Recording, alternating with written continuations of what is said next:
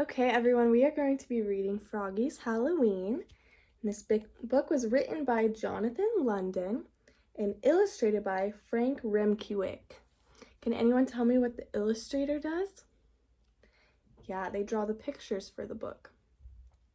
So what holiday do we think this book is going to be about? It's in the title too, up here. Yeah, Halloween. What makes you think that? What are they dressed as? A ballerina, a prince, and a little devil pig.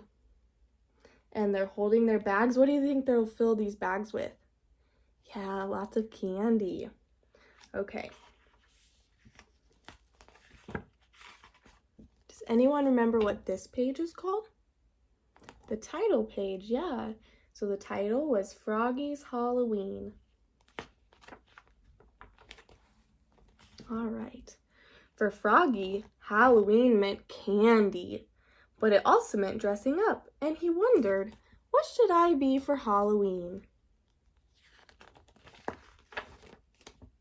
I know, cried Froggy, Super Frog!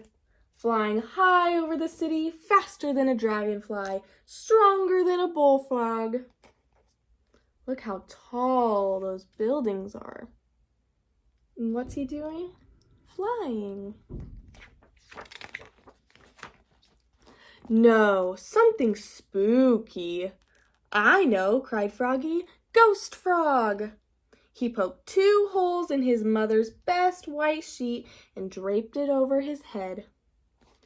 Ooh. Can everybody make a sound like a ghost? Ooh.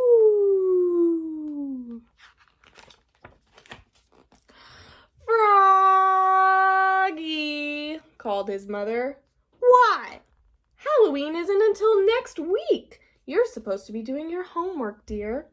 I'm Count Frogulus, cried Froggy. Vampire frogs don't do homework.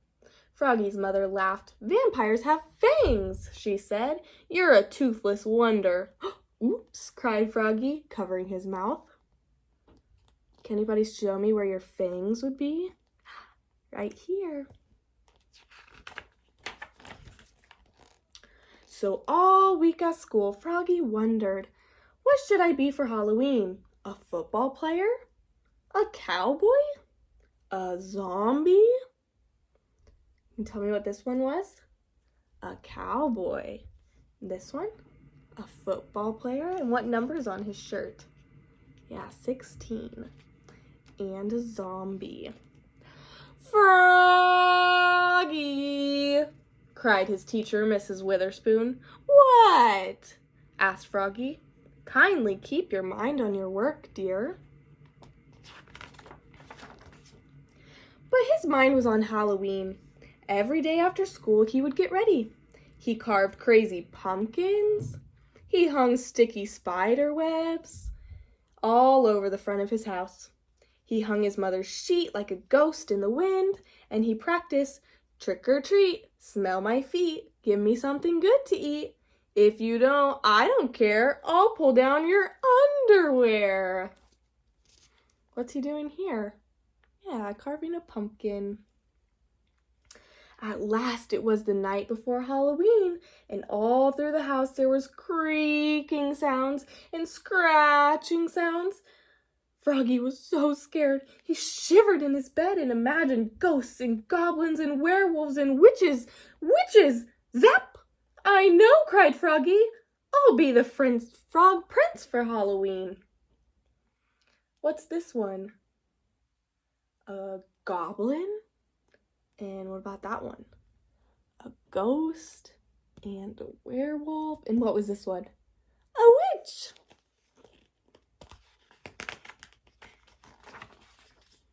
In the morning, he pulled on his black cape, zwoosh, and he pulled on his mom's black tights, zoop, put on his slick black wig, zacked, plunked on a gold crown, zunk, and flashed his mighty sword, ta-da!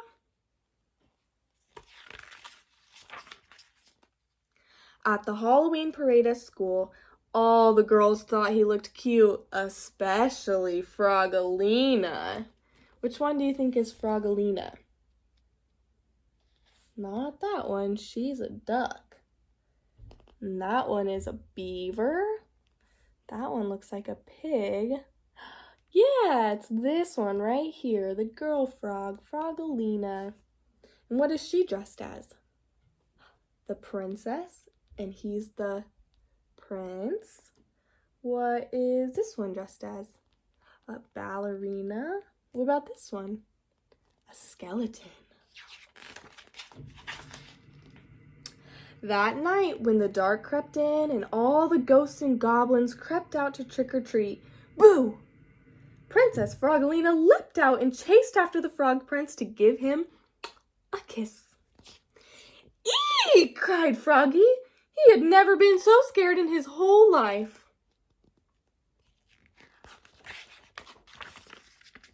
He leapfrogged over his mother, he leapfrogged over his father, he leapfrogged over his friend Max, and flopped up the steps.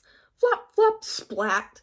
He tripped on the porch. Oh no, look, he fell in the step. And Frogalina fell right on top of him. Look, he did how many hops? 1 hop, 2 hops, 3 hops, and then he did what? He fell. The door flew open and uh-oh, there stood the wickedest witch in the West. "Trick or treat," squeaked Froggy, looking more red in the face than green. Look at his cheeks. What color was that? Red. Look at this witch. Luckily, Frogalina ran away, and the witch turned out to be Max's granny. And that Halloween, Froggy got tons of candy. But his sword tore a hole in his candy bag. By the time he got home, what do you think happened? If there's a hole in his bag, see all the candy dropping out? How much candy do you think he had left when he got home? A little bit? Maybe. Do you think he had any candy left? We'll see. His candy was all gone. "Oh no," cried Froggy. "What's the matter?" asked his mother. He showed her his empty bag. "Look, there's no more candy left." "Well, you're in luck," said his mother, holding up a full bowl. "I guess nobody likes my treats." And what do you think she gave him? Chocolate covered. What do you think those are? What do frogs usually like to eat? We'll see.